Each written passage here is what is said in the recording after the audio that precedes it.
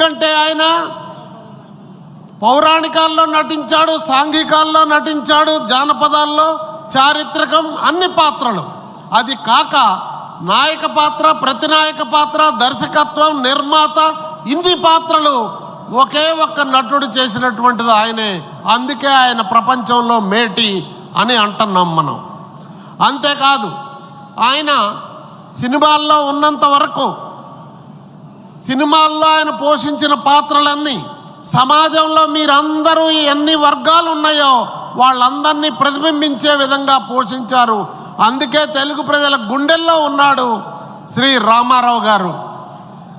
రామారావు గారు సినీ జీవితంలో ఉన్నంత వరకు క్రమశిక్షణతో పెద్ద ఆయన వస్తున్నాడు షూటింగ్ కంటే ఎవరైనా టైంకి వచ్చేవాళ్ళు, నిర్మాతలకి సహకరించేవాడు, నిర్మాతలందరినీ గౌరవించేవాడు.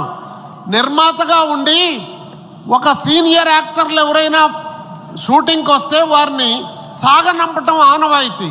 అక్కినేని నాగేశ్వరరావు గారు చాణక్య చంద్రగుప్తలో నటిస్తే, బ్రదర్ మీరు ఎయిర్పోర్ట్కి రానవసరం లేదు, రేపు మార్నింగ్ ఆచారాలు వద్దు మన ఇద్దరి మధ్య అంటే, తెల్లవారుజామున క్రమశిక్షణతో ఆయన సాంప్రదాయాల్ని గౌరవించి ఎయిర్పోర్ట్కి వెళ్ళి సాగనంపి వచ్చినటువంటి మహామనిషి ఎన్టీ రామారావు గారు. అంతేకాదు సినిమాల్లో నిర్మాతలకి ఖర్చు పొదుపుగా ఉండాలని ఆయన తీసుకునే రెమ్యునరేషన్ కూడా ఈ కాలంలాగా పెద్దగా పెంచేవాడు కాదు. ఇంకోటి, సినిమాల్లో నటించే టైంలో ఆయనకి 4 సార్లు చెయ్యి ఫ్రాక్చర్ అయింది. కొన్ని ఆసక్తికరమైనటువంటి విషయాలు మాత్రమే మీకు తెలియజేస్తాను. చరిత్ర చెప్పాలంటే చాలా ఉంది కనుక. 4 సార్లు ఫ్రాక్చర్ అయితే ఆయన 4వసారి ఒక సినిమా షూటింగ్ సందర్భంలో ఫ్రాక్చర్ అయింది. మళ్ళా మన పుత్తూరు కడతాడు ఆయన, బేతాళ రాజు గారు. ఆయన్ని పిలిస్తే, ఏమండి మీరు బయట తిరగొద్దంటే తిరిగారేంటండి అన్నగారంటే, లేదు తప్పనిసరి వెళ్ళాను అన్నాడు.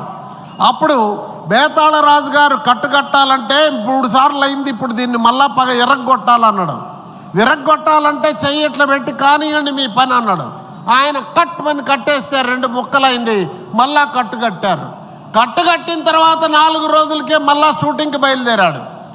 నిర్మాత అడిగాడు, ఏమండి ఈ చేయితో ఎలా అవుద్దని.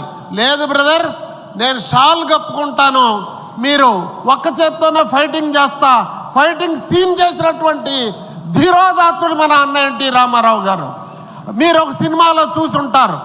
ఆ సినిమాలో ఆ విధంగా నటన చేసి పట్టుదలకి మారుపేరు. అంతేకాదు ఆయన రాజకీయాల్లోకి వచ్చాడు. ఏ టైంలో వచ్చాడు? పెద్ద ఎత్తున ఆయనకి 2వ ఇన్నింగ్స్ స్టార్ట్ అయ్యి వేటగాడు, అడవి రాముడు, నా దేశం, బొబ్బిలి పులి ఈ విధంగా జరుగుతూ పెద్ద ఎత్తున రెమ్యునరేషన్ వచ్చే రోజుల్లో సహజంగా నటులందరూ కూడా సినీ కెరీర్ అయిన తర్వాత వస్తారు. కానీ ఆయన ప్రజలు నన్ను 60 ఏళ్ళు ఆశీర్వదించారు. వారు నాకు ఇచ్చినటువంటి సేవలకి నేను వాళ్ళ రుణం తీర్చుకోవాలని చెప్పేసి రాజకీయాల్లోకి వచ్చాడు. రాజకీయాల్లోకి రావటమే తడవు. అప్పటి వరకు ప్రజల్ని ఎవరు కూడా లెక్క పెట్టలేదు, కానీ ఓటు బ్యాంకుగా పరిగణించారు. ఎన్టీ రామారావు గారు తెలుగుదేశం పిలుస్తుంది రా కదిలి రా అని ప్రజలందరికీ పిలుపిచ్చినటువంటి మహానుభావుడు. అంతేకాదు ప్రజలందరిలో కూడా నా తెలుగింటి ఆడపడుచులని సమాజంలో సగభాగం ఉన్న మహిళల్ని ఆహ్వానించాడు. కుర్రోళ్ళందరినీ కూడా తెలుగు యువతని ఆహ్వానించాడు. రాజకీయాల్లో ఒక కొత్త తరాన్ని సృష్టించాడు.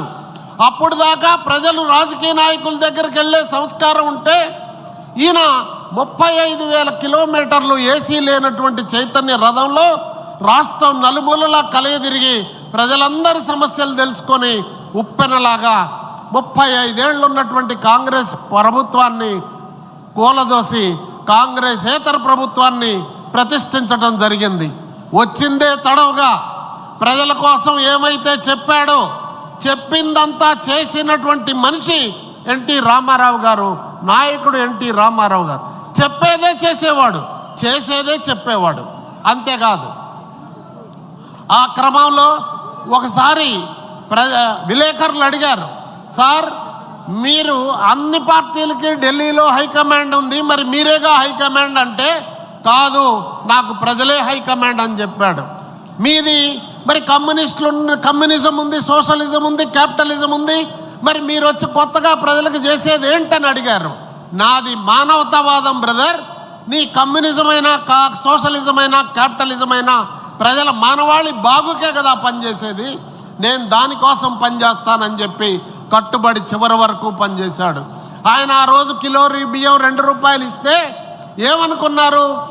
రామారావు గారికి పాలన తెలియదన్నారు. కానీ ఈ రోజుకి ప్రపంచ దేశాలన్నీ కూడా మొట్టమొదటి సమావేశం అయితే అధినేతలందరూ ఆహార భద్రత, ఫుడ్ సెక్యూరిటీ అని మాట్లాడుతుంటారు. ఆ ఫుడ్ సెక్యూరిటీ, ఆహార భద్రత పేదోడికి ఇచ్చిన మహానుభావుడు, పేదోడు ఆకలి తీర్చిన మహానుభావుడు ఎన్టీ రామారావు గారు. అది ఈ రోజుకి ప్రపంచ దేశాలు అమలు చేస్తున్నాయి.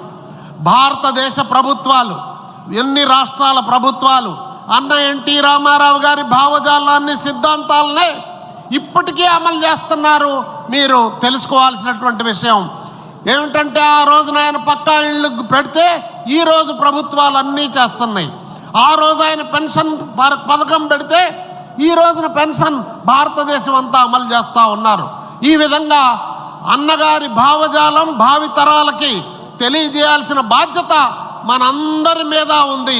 అలానే నారా చంద్రబాబు నాయుడు గారు, అన్నగారు నదుల అనుసంధానం ప్రారంభిస్తే నదుల అనుసంధానాన్ని ఆయన ఈ రోజున పోలవరం, బనకచెర్ల పెట్టి అన్నగారు రూపొందించిన రాయలసీమ పథకాలన్నిటికి కూడా ఇక్కడ నీళ్ళు ఇవ్వటం, అలానే ఉత్తరాంధ్రకు కూడా నీళ్లు అందించే కార్యక్రమం చేస్తూ ఉన్నారు. అన్నగారు చేసిన ఈ మొత్తం కార్యక్రమాలు బాబు గారు అమలు చేస్తూ ఉన్నారు. ఆ రోజు అన్నగారు ఎలా అయితే ప్రజల్లోకి వెళ్ళాడో అలానే మొన్న లోకేష్ బాబు గారు తాతకి తగ్గ మనవడుగా, తండ్రికి తగ్గ తనయుడిగా ప్రజలందరిలోనూ 3000 కిలోమీటర్ల పైన పాదయాత్ర చేసి, ఆ యాత్రలో గత రాక్షస ప్రభుత్వం మీద తిరుగుబాటు చేసి ప్రభుత్వాన్ని మట్టి కర్పించి ఈరోజు ప్రతి దినం ప్రజలకి భవిష్యత్తుకి ఏం చేయాలని ఆలోచిస్తూ ఉన్నాడు.